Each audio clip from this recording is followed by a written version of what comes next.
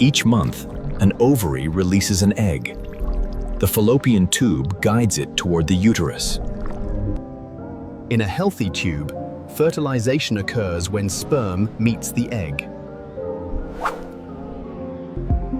Infections can cause inflammation inside the tube, damaging its delicate inner lining. As the body heals, scar tissue may form. This scar tissue can narrow the tube. A partially blocked tube makes it harder for the egg to travel safely.